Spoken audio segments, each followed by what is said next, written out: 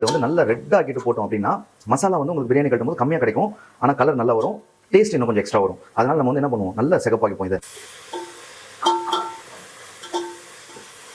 எல்லாமே ஜஸ்ட் ஒரு 10 செகண்ட்ஸ் தான். அதுக்கு அடுத்தது இஞ்சி பூண்டு எவ்வளோன்னு பார்த்தீங்கன்னா சாஃப்டான மட்டன், ஓகேவா? இதுக்கு வந்து நான் கொடுக்குற தண்ணி அளவு கரெக்டாக இருக்கும். நீங்கள் வேறு ஏதாவது ரஃபாக மட்டன் வாங்கினீங்கன்னா குக்கரில் வந்து நல்லா வேக வச்சுட்டு நீங்கள் போட்டுக்கோங்க.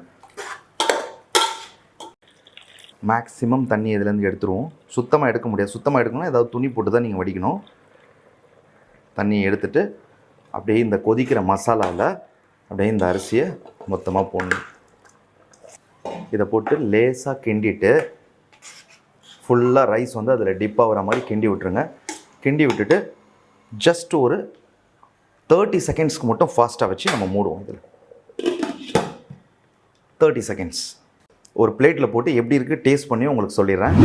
புளிப்பு எல்லாமே சூப்பராக இருக்குது. இதே மாதிரி உங்கள் வீட்லேயும் செஞ்சு ட்ரை பண்ணுங்கள். குடும்பத்தோடு சந்தோஷமாக சாப்பிடுங்க.